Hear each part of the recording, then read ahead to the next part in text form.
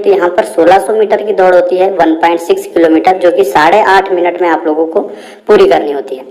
तो ये तो बात हो गई। अब बात करते हैं एज लिमिट की। आवेदकों की आयु 18 से 23 वर्ष के बीच होनी चाहिए, ठीक है, एसएससी कांस्टेबल में आपको फॉर्म फिलअप करने के लिए।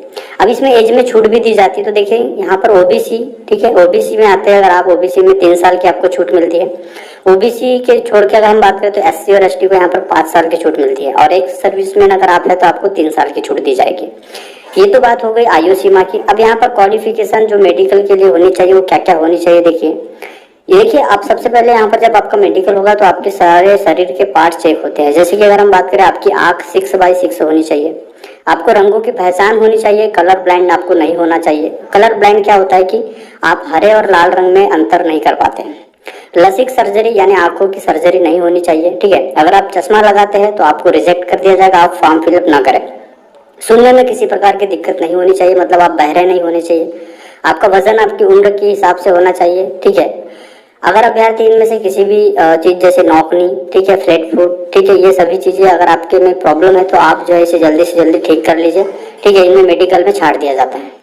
अब बात करते हैं इसके एग्जाम पैटर्न और सिलेबस की। देखिए एग्जाम पैटर्न में क्या है, तो जो है आपका एग्जाम होता है जिसमें 100 प्रश्न पूछे जाते हैं, जो कि 4 विषयों से पूछे जाते हैं। सबसे पहला है सामान्य बुद्धि और तर्क, ठीक है, जनरल इंटेलिजेंस एंड रीजनिंग। दूसरा है यहाँ पर आपका सामान्य ज्ञान और सामान्य जागरूकता, जिसे जनरल नॉलेज या जनरल अवेयरनेस कहा जाता है। अगला है प्राथमिक गणित, ठीक है, बेसिक मैथ्स आपसे पूछी जाती है। और अगला जो पार्ट रहता है वो हिंदी या इंग्लिश। अगर आप हिंदी मीडियम वाले हैं तो आप हिंदी चूज करेंगे, ठीक है, हिंदी से। और अगर आप इंग्लिश मीडियम वाले हैं तो आप इंग्लिश से जो है आपको 25 प्रश्न आएंगे। अब यहाँ पर देखिए सभी से आपको, जैसे कि मैंने बताया, सामान्य ज्ञान, ठीक है, रीजनिंग, मैथ्स, गणित, हिंदी, इनसे 25-25 प्रश्न पूछे जाते हैं। सिलेक्शन प्रोसेस क्या है इसको हम जान लेते हैं। चुना देखिए 4 चरणों में आपकी ये परीक्षा होती है, ठीक है। इसको हम समझते हैं एक एक स्टेप को। सबसे पहला स्टेप है कंप्यूटर बेस्ड एग्जाम, सीबीटी होता है, जिसमें जैसे कि मैंने आपको बताया ऑनलाइन एग्जाम होगा, जिसमें 100 प्रश्न होंगे, जिसमें आप लोगों को जो है आपके सिलेबस के अनुसार प्रश्न पूछे जाएंगे। अगला है फिजिकल एफिशिएंसी टेस्ट, पीईटी जो होता है, उसमें आप लोगों का जो है हाइट हो गया, चेस्ट हो गया, ये आप लोगों को मापा जाता है। अगला है आपका पीएसटी, पीएसटी में आप लोगों की रनिंग होती है, ठीक है। ये सभी चीजें जैसे कि मैंने आपको बताया कि 24 मिनट में आपको 5 किलोमीटर दौड़ना होता है। अगला है मेडिकल होता है, जो कि आप लोगों का मेडिकल में सभी चीजें आप लोगों की चेक होती है। ये 4 स्टेप होता है, उसके बाद आपकी फाइनल मेरिट निकलती है और आप लोगों का सिलेक्शन होता है। अब एसएससी जीडी कांस्टेबल परीक्षा के तहत कौन कौन से विभाग आते हैं इनको हम जान लेते हैं। सबसे पहला है बीएसएफ, ठीक है, बीएसएफ में बॉर्डर सिक्योरिटी फोर्स। अगला है एसएसबी, सशस्त्र सीमा बल, ठीक, CRPF, central reserve police force, ठीक, एनआईए, इसमें आपका नेशनल इंटेलिजेंस एजेंसी होता है। CISF, central industrial security force. अगला है SSF, special security force. ITBP, Indo Tibet border police और असम राइफल। आप में से कमेंट करेंगे सभी लोग कि आपकी सबसे बेस्ट या फिर फेवरेट पोस्ट कौन सी है, आप किस पोस्ट में जाना चाहते हैं। एसएससी जीडी जो एग्जाम है वो किन छात्रों के लिए सही है उसको हम यहाँ पर जानते हैं।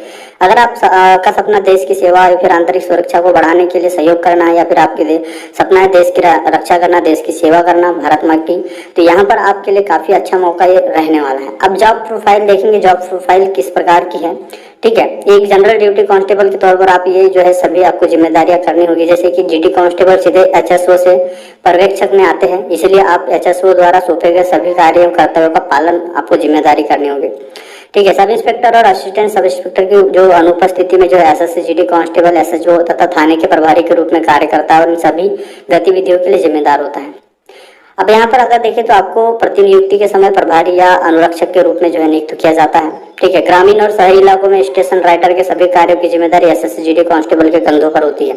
आपके पास किसी भी मामले की जांच और पूछताछ करने का अधिकार होगा यदि सब इंस्पेक्टर आपको ऐसा करने का आदेश देता है।